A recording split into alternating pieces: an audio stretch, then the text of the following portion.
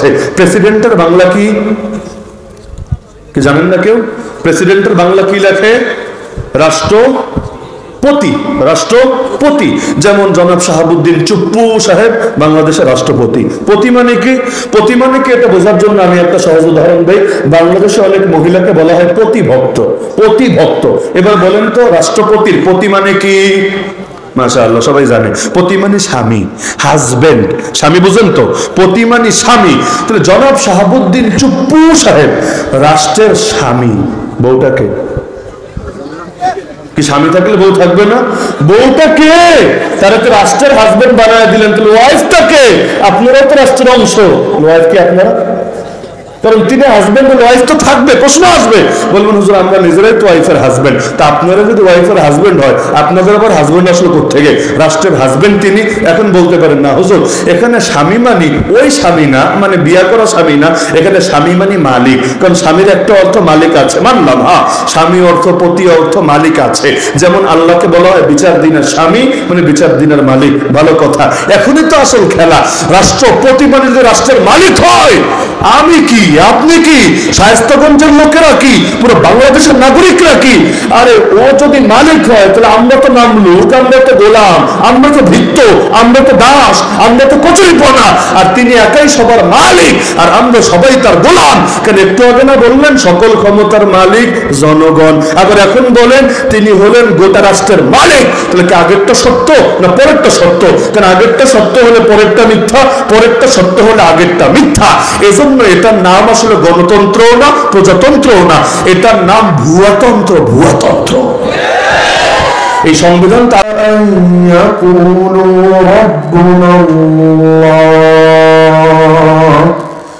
ولولا دفع الله الناس بعضهم ببعض لهدمت صوامع وبيع وصلوات ومساجد يذكر فيها اسم الله كثيرا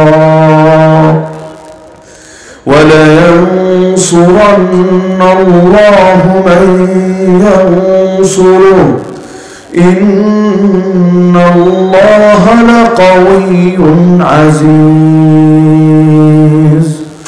وقال النبي صلى الله تعالى عليه وسلم من لقي الله بغير أثر من الجهاد لقي الله وفيه ثلمة. آمنت بالله صدق الله العلي العظيم وبلغنا رسوله النبي الكريم. মাইকের অপারেটর আওয়াজটা আমি কোথায়? অপারেটর আওয়াজটা ঠিক করতে বলেন।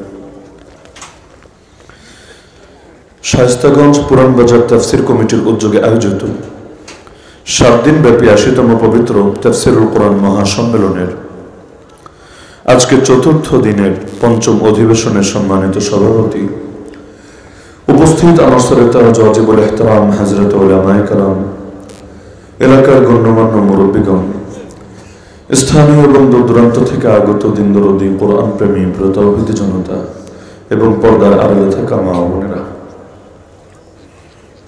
কর্তৃপক্ষ আলোচনার বিষয় নির্ধারণ করেছেন সূরাতুল হজ আয়াত 39 এবং 40, অর্থাৎ যে দুটো আয়াত আমি খুতবার মধ্যে তেলাওয়াত করেছি, এর আলোকে ইসলামে জিহাদের গুরুত্ব ও তাৎপর্য। তো জিহাদের গুরুত্ব ও তাৎপর্য বোঝার আগে জিহাদ কি এটাও সামান্য একটু বুঝে নেওয়া দরকার। দ্বিতীয়ত গুরুত্ব কি এটাও বোঝা দরকার। তৃতীয়ত হাকিকত এবং তাৎপর্য কি এটাও বোঝা দরকার। পাশাপাশি এই দুটো আয়াতের সঙ্গে এই আলোচ্য বিষয়ের সম্পর্ক কি এবং মুনাসাবাত কি এটাও বোঝা দরকার। এই কয়েকটা বিষয় আলোচনা হয়ে গেলে ইনশাআল্লাহ নির্দিষ্ট বিষয়ের হক আদায় হয়ে যাবে এবং আমরা ইনশাআল্লাহ একটা বার্তা নিয়ে বাড়িতে ফেরার তৌফিক হবে। তো প্রথমে আয়াতের অনুবাদ এবং ব্যাখ্যায় যাওয়ার আগে সকলে মাথার মধ্যে গেঁথে রাখা দরকার জিহাদ কাকে বলে। বর্তমান বিশ্বে কাফের মুশরিকরা জিহাদ নিয়ে বহু ধরনের সংশয় ছড়িয়ে দিয়েছে। এগুলোর অনেক কিছুর বীজ আরো বহু আগেই বপন করে গিয়েছে। এক বড় জালেম, বড় দাজ্জাল, যার নাম মির্জা গোলাম আহমদ কাদিয়ানি। এই জালেম ব্রিটিশদের টাকা খেয়ে, ব্রিটিশের নুন খেয়ে ওদের গুণ গাইতে গিয়ে জিহাদের বিরুদ্ধে তার নিজের ভাষ্য হলো সে নাকি এক আলমারি কিতাব লিখেছে জিহাদের বিরুদ্ধে, ইসলামের জিহাদ রহিত হয়ে গিয়েছে এটা প্রমাণের জন্য। ওই সময় মির্জা গোলাম আহমদ কাদিয়ানি যে সংশয়ের বীজগুলো বপন করে গিয়েছিল, এরকম বহুত বীজ আজকের বাংলাদেশে, আজকের বিশ্বে ছড়িয়ে দিচ্ছে এই জামানার আধুনিক কাফের এবং মুশরিকরা, যাতে করে মুসলমানরা জিহাদের ব্যাপারে ভুল ধারণা লালন করতে শেখে। আসল জিহাদ যেটা, সেটাকে তারা সন্ত্রাস মনে করে, জঙ্গিবাদ মনে করে, টেররিজম মনে করে, উগ্রবাদ মনে করে, সেটাকে ছেড়ে দেয়।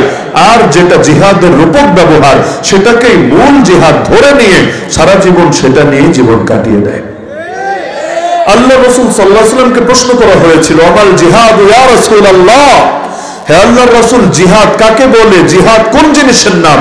আল্লাহ রাসূল নিজেই জবাব দিয়ে দিয়েছিলেন, ক্বালা আন তুকাতিলাল কুফারা ইযা লাকিতাহুম, যখন কাফেরদের সামনাসামনি হবা, ময়দানে কাফেরদের সম্মুখীন হবা, তখন এই কুফরি শক্তির বিরুদ্ধে, এই কাফেরদের বিরুদ্ধে লড়াই চালিয়ে যাওয়ার নামই হলো জিহাদ। এমনকি আল্লাহ রাসূলকে এই প্রশ্ন করা হয়েছিল, হে আল্লাহর রাসূল, তাহলে জিহাদ তো চিনলাম, সর্বোত্তম জিহাদ কোনটা হবে? কার জিহাদকে সর্বোত্তম জিহাদ হিসেবে আখ্যায়িত করা যেতে পারে? আল্লাহ রাসূল বললেন, মান উকিরা জাওয়াদুহু ওয়া উহরিকা দামুহু, আরে যার অবস্থা এমন তার ঘোড়া, তার বাহনকে হত্যা করে ফেলা হয়েছে এবং তাকেও খুন করে ফেলা হয়েছে, শহীদ করে দেওয়া হয়েছে, ওই ব্যক্তির জিহাদই হলো সর্বোত্তম জিহাদ। সহিহ মুসলিমে হাদিস আছে, আল্লাহ রাসূল সাল্লাল্লাহু আলাইহি ওয়াসাল্লাম বলেন, লা ওয়াজিদতু আন আগযুয়া ফি সাবিলিল্লাহি ফাউকতাল সুম্মা আগযুয়া ফাউকতাল সুম্মা আগযুয়া ফাউকতাল, আমার বড় ইচ্ছা জাগে আমি আল্লাহর রাস্তায় যুদ্ধ করব, করতে করতে শহীদ হব, আবার যুদ্ধ করব, করতে করতে শহীদ হব, আবার যুদ্ধ হব, করতে করতে শহীদ হব। এমনকি সহিহ বুখারীতে হাদিস আছে, আল্লাহ রাসূল সাল্লাল্লাহু আলাইহি ওয়াসাল্লামকে এসে আম্মা জান আয়েশা রাদিয়াল্লাহু আনহা প্রশ্ন করলো, নুরাল জিহাদ আফদালুল আমালি আফালা নুজাহিদু, আমরা তো মনে করি জিহাদ সর্বোত্তম আমল, আমরা নারী বলে কি জিহাদ করব না? আল্লাহর রাসূল তার এই কথাকে খণ্ডন করলেন না, যে তিনি যে বললেন জিহাদ সর্বশ্রেষ্ঠ আমল, জিহাদ সর্বোত্তম আমল, আল্লাহ রাসূল খণ্ডন না করে তিনি যেহেতু নারী, তার জন্য সহজ সমাধান দিয়ে দিলেন, লাকুন্না আফদালুল জিহাদি হাজ্জুম মাবরুর, তোমাদের নারীদের জন্য সর্বশ্রেষ্ঠ জিহাদের সওয়াব আল্লাহ দিয়ে দিবেন যদি তোমরা কবুল হজ করে আসতে পারো। এমনকি হাদিসের পরের হাদিসে আছে সহিহ বুখারীর মধ্যে কিতাবুল জিহাদ তথা জিহাদ অধ্যায়ে, আল্লাহ রাসূলকে এসে এক সাহাবী প্রশ্ন করলেন, দুল্লানি আলা আমালিন ইয়াদুলুল জিহাদ, হে আল্লাহর রাসূল আমাকে এমন একটা আমলের কথা বলে দেন যে আমলটা জিহাদের সমান হবে, জিহাদের সমতুল্য হবে, যে আমল করে জিহাদ না করেও জিহাদের সওয়াব পাওয়া যাবে। আল্লাহ রাসূল সাল্লাল্লাহু আলাইহি ওয়াসাল্লাম স্পষ্ট বললেন, লা আজিদুহু, আমি এমন কোন আমল খুঁজে পাই না যে আমল জিহাদের সমতুল্য হতে পারে। কোন কোন বর্ণনায় আছে লা তাস্তাতিউনাহু, আরে তোমাদের সাধ্য নাই এমন কোন আমল করা যে আমল জিহাদের সমতুল্য হতে পারে। বর্ণনায় আছে পরপর 3 বার একই প্রশ্ন করলো সেই লোক, এরপর আল্লাহ রাসূল জবাব দিলেন, শোনো তুমি কি এটা পারবা? মুজাহিদ যখন জিহাদের জন্য ঘর থেকে বের হয়, সেই সময় থেকে নিয়ে যতক্ষণ না আবার ঘরে ফিরে আসে, এই পুরো সময় তুমি তোমার মসজিদে গিয়ে প্রবেশ করবা, সারা দিন তুমি নামাজ পড়তে থাকবা, তুমি রোজা রাখতে থাকবা, তুমি নামাজের মধ্যেও বিরতি দিবা না, তুমি রোজা থেকেও নিজেকে দূরে সরায় নিবা না, যতক্ষণ না মুজাহিদ তার ঘরে ফিরে আসে। তুমি কি এটা পারবা?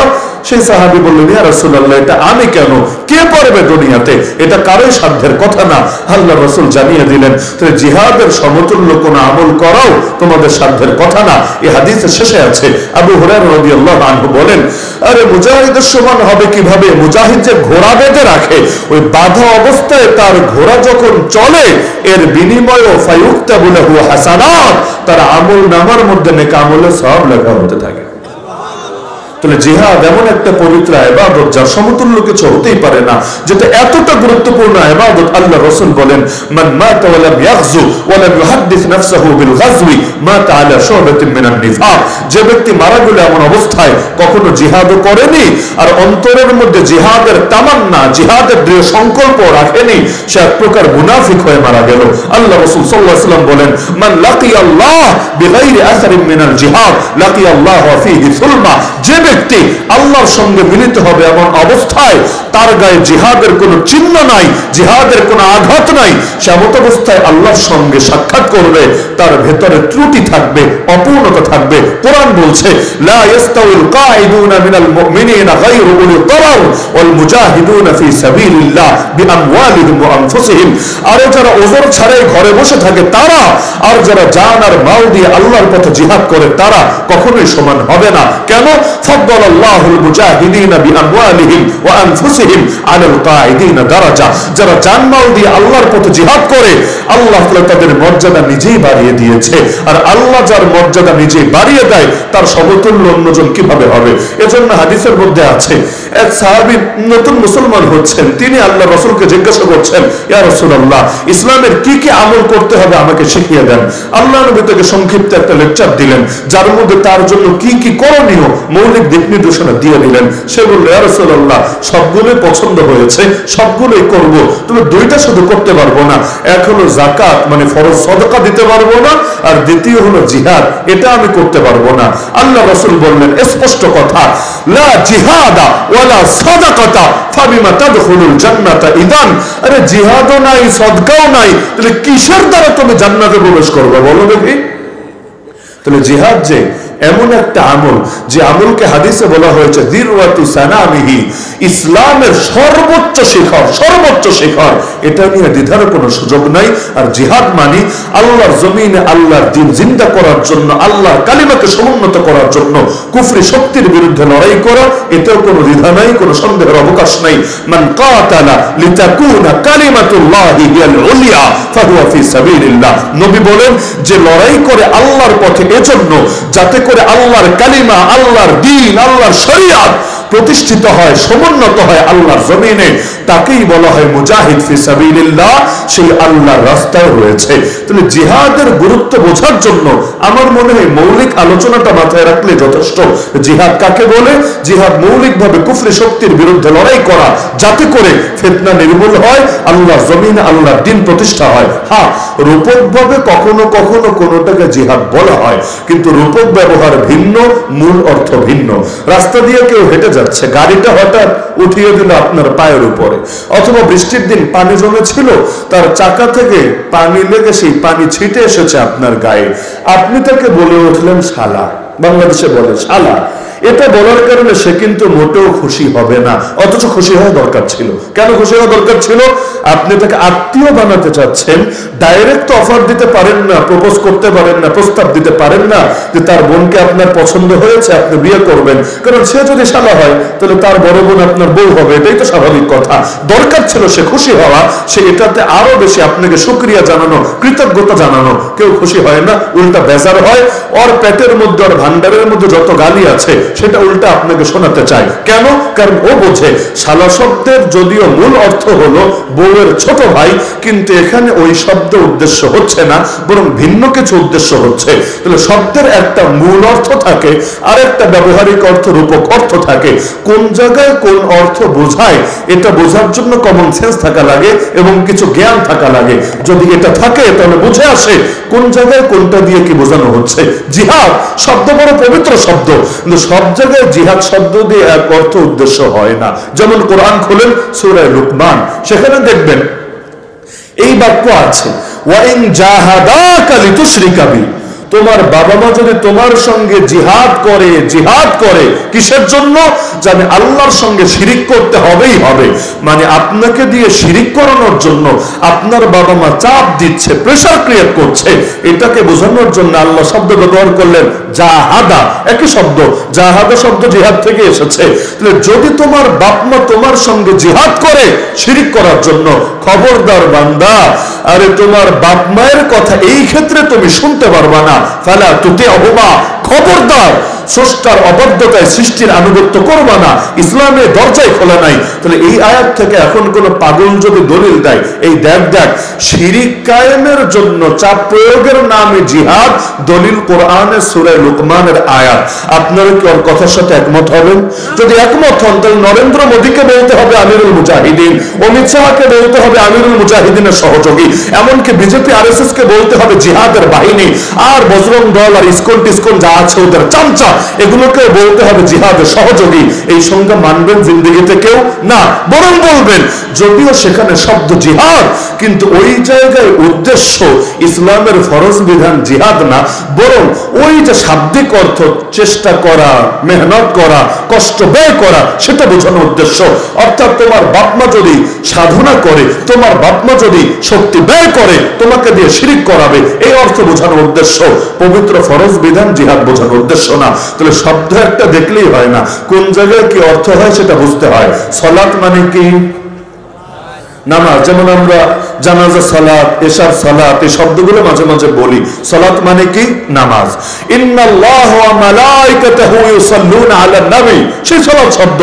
আল্লাহ সালাত করেন নবীর উপর, ফেরেশতারা সালাত করেন নবীর উপর। ইয়া আইয়ুহাল্লাযীনা আমানু, হে ঈমানদাররা, সাল্লু আলাইহি ওয়া সাল্লিমু তাসলিমা, তোমরাও সালাত করো এবং সালাম করো নবীজির উপর। তাহলে এখানে সালাত মানে কি? আপনি যদি একমাত্র অর্থ এটাই জানেন সালাত মানে নামাজ, তাহলে আল্লাহ নবীর উপর সালাত করেন মানে কি? আল্লাহ নবীজির উপর নামাজ পড়েন? নাউযুবিল্লাহি মিন যালিক, সম্ভবই না। তাহলে এখানে সালাত অর্থ কি হবে? সহিহ বুখারীর মধ্যে আছে, ক্বালা আবুল আলিয়া আস-সালাতু মিনাল্লাহি আর-রাহমা ওয়া মিনাল মালাইকাতি আল-ইস্তিগফার ওয়া মিনাল মুমিনিনা আদ-দুআ। একই শব্দ, অর্থ সব জায়গায় এক না। এই সালাত শব্দ যদি আল্লাহর সামনে প্রয়োগ হয়, আল্লাহকে যদি বলা হয় যে আল্লাহ সালাত করেছেন, তখন উদ্দেশ্য নামাজ হয় না, উদ্দেশ্য হয় তখন রহমত বর্ষণ করা। তাহলে আল্লাহ নবীর উপর রহমত বর্ষণ করেন। একই শব্দ যদি ফেরেশতাদের সামনে প্রয়োগ হয়, যেমন এখানে হয়েছে, তখন উদ্দেশ্য হয় নবীদের জন্য দোয়া করা, ইস্তেগফার করা। আর যদি মুমিনদের সামনে প্রয়োগ হয়, তখন উদ্দেশ্য হয় নবীর সামনে দুরূদ পড়া, আল্লাহুম্মা সাল্লি আলা সাইয়্যিদিনা মুহাম্মদ ওয়া আলা আলি সাইয়্যিদিনা মুহাম্মদ ইত্যাদি। তাহলে শব্দ কোন জায়গায় কোন অর্থে ব্যবহার হয় এটা বোঝাটা জরুরি বিষয়। না হলে এক জায়গার শব্দ আরেক জায়গায় প্রয়োগ করলে অর্থ বিগড়ে যায়। রাজাকার মানে ভলান্টিয়ার।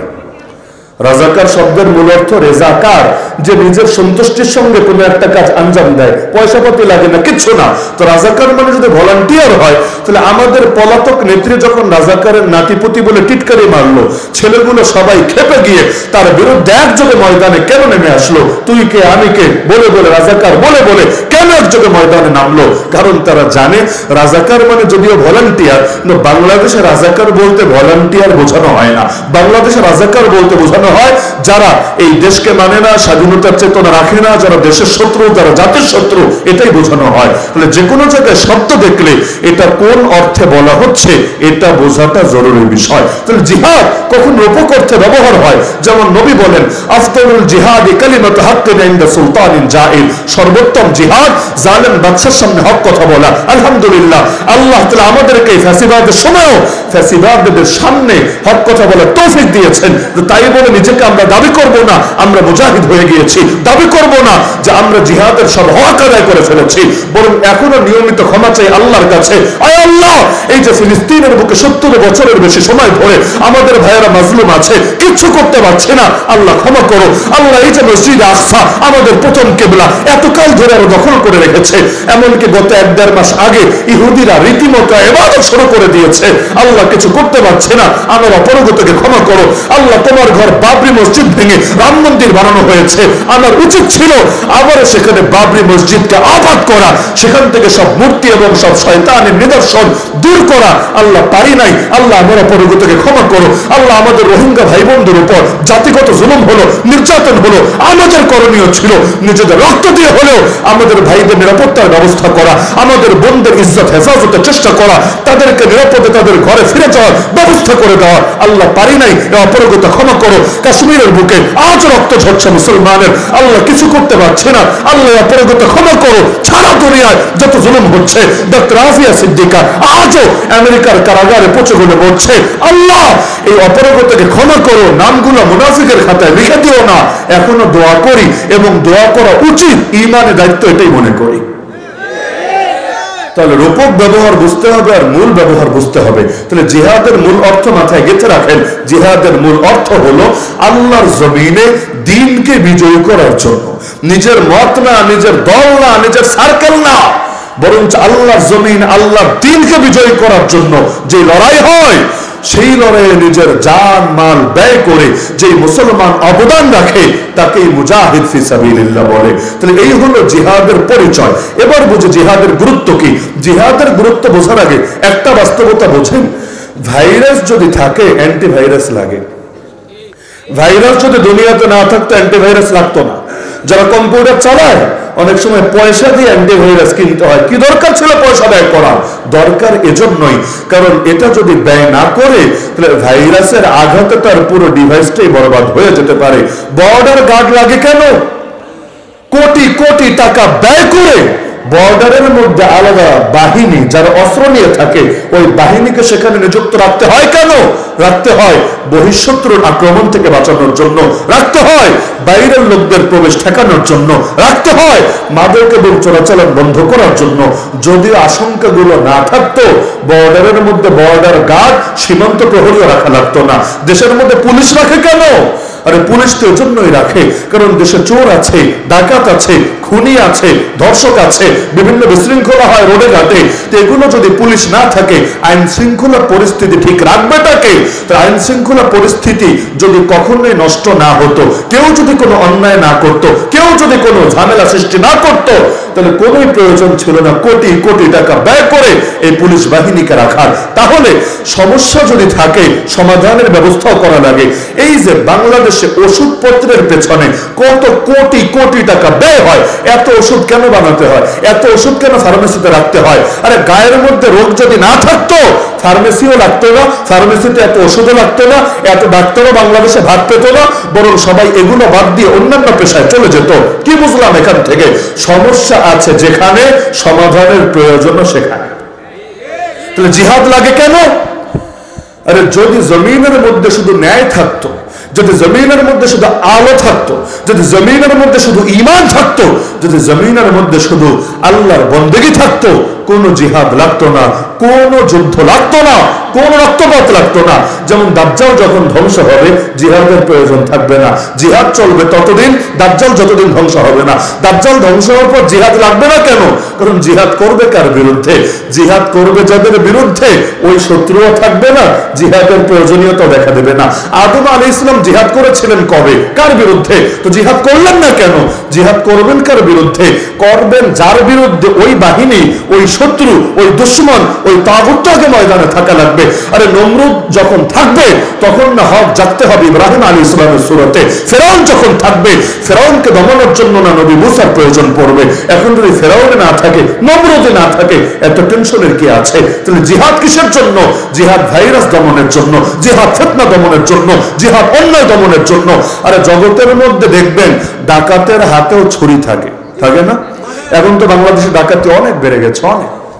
এমনকি আমরাও নিয়মিত ডাকাতের সম্মুখীন হওয়া লাগছে। আমরা মানে আমি একা না, নিয়মিত আলোচকরা, আল্লামা আব্দুল বাতিল কাসেমি, হয়তো এই লিস্টেও নাম থাকতে পারে বা আপনাদের পরিচিত মুখ, কিছুদিন আগে এমন ডাকাতের সম্মুখীন হলেন, তার জিনিসপত্র তো নিল, গাড়ি পর্যন্ত কুপিয়ে শেষ করে দিল, গাড়ির দরজাগুলো সব অচল হয়ে গিয়েছে, গ্লাস পর্যন্ত ভেঙে গিয়েছে, এই পরিমাণ আঘাত করেছে গাড়ির বুকে। তো আল্লাহ শুকরিয়া আদায় করেছে যে আঘাতগুলো শরীরে লাগে নাই, আল্লাহ তো অন্তত জানটা বাঁচিয়েছে। গাড়ি গেলে গাড়ি হবে, কিন্তু জানের উপর দিয়ে গেলে কি হতো? এই যে ডাকাতের হাতে যে ছুরি থাকে, ছুরি থাকে, ডাক্তারের হাতে ছুরি থাকে না? থাকে। দুই ছুরি কি এক ছুরি? ডাকাতের হাতের ছুরি গজবের ছুরি। আপনার কোপানো লাগবে না, একবার যদি দেখায় যতবার মনে পড়বে অতবার অন্তর থেকে অভিশাপ বের হয়ে আসবে, বদদোয়া বের হয়ে আসবে। কিন্তু ডাক্তারের হাতের ছুরি এটা গজবের ছুরি না, রহমতের ছুরি। সে ছুরি দেখানো লাগবে না, ছুরি যদি ব্যবহারও করে। যেমন সিজারিয়ান মহিলা যারা আছে, পেটটা কেটে বাচ্চাটা বের করে এনেছে, কারো হয় পচন ধরে বিভিন্ন অঙ্গে, কেটে একেবারে আলাদা করে ফেলে দেয় শরীর থেকে। এই যে এত কাটাকাটি করে ডাক্তার, কেউ কিন্তু বদদোয়া দেয় না, লানত দেয় না, উল্টা এত মোটা বান্ডিল একটা ধরাইয়া দিয়ে আসে, স্যার বেশি দিতে পারলাম না, এই যে 50,000 আছে 1 লাখ আছে রেখে দেন। আর স্যার শোনেন, আপনার মতো ভালো কাটাকাটি কেউ করতে পারে না, আপনি কাটাকাটিতে ভীষণ এক্সপার্ট।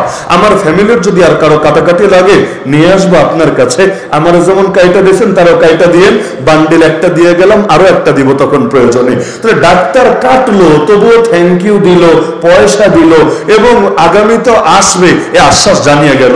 আর ডাকাত কাটা লাগলো না, খালি দেখালো, সারা জীবন তারে বদদোয়া দিল, অভিশাপ দিল, অথচ দুইটাই ছুরি, দুই ছুরিতে বড় পার্থক্য আছে। আরে খুনির হাতেও বন্দুক, পুলিশের হাতেও বন্দুক, কিন্তু দুই বন্দুক এক না। পুলিশ যদি আসলে আইন শৃঙ্খলা বাহিনীর কাজেই, আইন শৃঙ্খলা রক্ষার কাজে নিয়োজিত থাকে, ফ্যাসিবাদের চাটাচাটি আর দালালি না করে, তাহলে পুলিশের হাতের বন্দুক দেখে লোকে ভয় পাবে না, বরঞ্চ নিরাপত্তা অনুভব করবে। অপরদিকে খুনির হাতে যে বন্দুক থাকে, আরে গুলি মারা লাগবে না, ও যদি এটা বের করে মানুষের সামনে, তবুও মানুষ আতঙ্কিত হবে, ভেতর থেকে বর্তোয়া দেবে। তাহলে দেখা যাচ্ছে দুটোই বন্দুক, বন্দুকে বন্দুকে পার্থক্য আছে। ইসরায়েলের হানাদারদের হাতে অস্ত্র আছে, আবার ফিলিস্তিনের মুক্তিকামী হামাসের হাতেও অস্ত্র আছে। দেখতে দুটোই অস্ত্র, তো দুই অস্ত্র এক না। ইসরায়েলের হাতের অস্ত্র সন্ত্রাসের অস্ত্র, গজবের অস্ত্র, আর ফিলিস্তিনিদের হাতের অস্ত্র আর সেটা সন্ত্রাসের অস্ত্র না, সেটা জিহাদের অস্ত্র, সেটা রহমতের অস্ত্র, সেটা সকলের জন্য একটা শান্তির বার্তা প্রতিষ্ঠা করবে এমন অস্ত্র। আবু জাহলের হাতে ইয়া বড় তরবারি, মুহাম্মদুর রাসূলুল্লাহ সাল্লাল্লাহু আলাইহি ওয়াসাল্লাম তার হাতেও তরবারি। দেখতে দুটো তরবারি একই মনে হতে পারে, তো কোশ্চিন কালেও দুটো তরবারি এক না। আবু জাহলের তরবারি সন্ত্রাসের তরবারি, মুহাম্মদুর রাসূলুল্লাহর তরবারি জিহাদের তরবারি, রহমতের তরবারি। তাহলে জিহাদ কখনো সন্ত্রাস না, জিহাদ কখনো টেরোরিজম না, জিহাদ কখনো অন্যায় না, বরং জিহাদ হলো সন্ত্রাস দমনের হাতিয়ার। জিহাদ থাকলেই সন্ত্রাস দূর হবে, জিহাদ থাকলেই আরে আল্লাহর জমিন, আল্লাহর দিন ঠিক থাকবে, জিহাদ থাকলেই আফিয়া সিদ্দিকারা নিরাপদে বাস করতে পারবে, জিহাদ থাকলেই আরে 6 বছরের মেয়ে আসিফা আরে তাকে গণধর্ষণ করে করে হত্যা করেছে, এই মেয়েগুলো নিরাপত্তা পাবে। জিহাদ থাকলেই জয় শ্রীরাম বলতে কোনো মুসলমানকে বাধ্য করা হবে না। জিহাদ থাকলেই রোহিঙ্গাদেরকে বছরের পর বছর, যুগের পর যুগ নির্বাসনে দিন কাটাতে হবে না। জিহাদ থাকলেই জিনজিয়ানের বুকের মুসলমানরা আজ যে কষ্টে আছে সেই কষ্টে থাকা লাগবে না। জিহাদ থাকলেই আরে আমেরিকা গোটা ন্যাটোকে নিয়ে দখল করতে এসেও আমেরিকা এসে তার পুরো শক্তি ব্যয় করে আফগানিস্তানের জমিনে টিকতে পারবে না। জিহাদ থাকলেই সোভিয়েত ইউনিয়ন তারা যখন খোরাসানের উপর নিজেদের আধিপত্য কায়েম করতে পারবে, সে আধিপত্যকে ধরে রাখতে পারবে না। জিহাদ থাকলেই আলেম ওলামারে বছরের পর বছর কারাগারে ফেলে নির্যাতন করা যাবে না। সুতরাং জিহাদ যতদিন থাকবে আল্লাহর জমিন, আল্লাহর দিন সুরক্ষিত থাকবে। আর জিহাদ যখন থাকবে না, ভাইরাস ঢুকে সব বরবাদ করে ছাড়বে। এই জন্য নামাজ নিয়ে ওদের টেনশন কম, রোজা নিয়ে কম, হজ নিয়ে কম, যাকাত নিয়ে কম, জিহাদ নিয়ে বেশি। কেন বেশি? কারণ বর্ডার গার্ড আগে সরাতে হবে। আরে দেশে পুলিশ আছে থাক, আর্মি আছে থাক, র্যাব আছে থাক, কিন্তু আগে বর্ডারটা খালি হোক। বর্ডার খালি হলে ওদের জন্য আগে রাস্তা খুলবে, এরপর বাকিগুলারে যে পছন্দ করে তা না, তো বাকিগুলোকে দমন করা সহজ হবে। আসলে ওরা নামাজও পছন্দ করে না, রোজাও পছন্দ করে না, হজও পছন্দ করে না, কোনোটাই পছন্দ করে না। যদি করতো আমার নবীকে মক্কায় পিটালো কেন, মক্কায় মারলো কেন, তার রক্ত ঝরালো কেন? আমার নবী তো মক্কায় খেলাফত কায়েম করেন নাই, আমার নবী তো মক্কায় জিহাদও করেন নাই, আমার নবী তো মক্কায় কিছুই করেন না। এগুলো ইসলামী রাজনীতি, ইসলামী বিচার আচার, ইসলামী সংবিধান, এগুলোর সব বিস্তারিত রূপরেখাতে এসেছে মদিনায়। তাহলে মক্কার বুকে তো তিনি দাওয়াত দিচ্ছেন লা ইলাহা ইল্লাল্লাহ। এমনকি রমজানের রোজা ফরজ হয় নাই, হজ ফরজ হয় নাই, যাকাত ফরজ হয় নাই, পর্দার বিধান ফরজ হয় নাই, এমনকি মদ চূড়ান্ত ভাবে নিষিদ্ধ হয় নাই। শুধু 5 ওয়াক্ত নামাজ ফরজ হয়েছে, তাও মক্কার প্রায় শেষের দিকে যখন নবী মেরাজে গিয়েছেন। এর আগে তো তাও ছিল না। তবু আমার নবীর উপর এত ক্ষুব্ধ কেন? আমার নবীকে এত মারলো কেন? এত রক্ত ঝরালো কেন? তার মানে ওদের চুলকানি শুধু জিহাদ নিয়ে না, শুধু খেলাফত নিয়ে না, শুধু ইসলামী রাজনীতি নিয়ে না, শুধু আল্লাহর জমিন, আল্লাহর দিন প্রতিষ্ঠিত হবে ওটা নিয়ে না, বাস্তবে ওরা ইসলামের নাম নিশানাও সহ্য করতে পারে না। এজন্যই তো নবী আমাদেরকে শিখিয়েছেন পৃথিবীর কুফরি শক্তি কি বললো আর কি বললো না, এটা মুসলমান কানেও নেবে না। ওয়ালা ইয়াখাফুনা লাওমাতা লাইম, তারা কোন নিন্দুকের নিন্দাকে ভয় করবে না।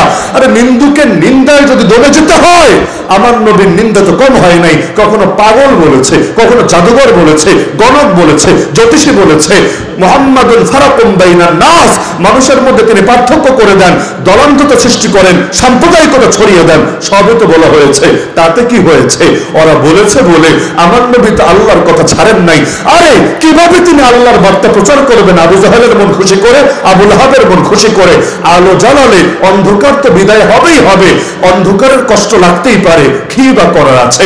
সুতরাং আল্লাহর জমিন, আল্লাহর দ্বীনের কথা বলতেই হবে। আল্লাহর কসম করে বলি, আমরা জিহাদের কথা বললে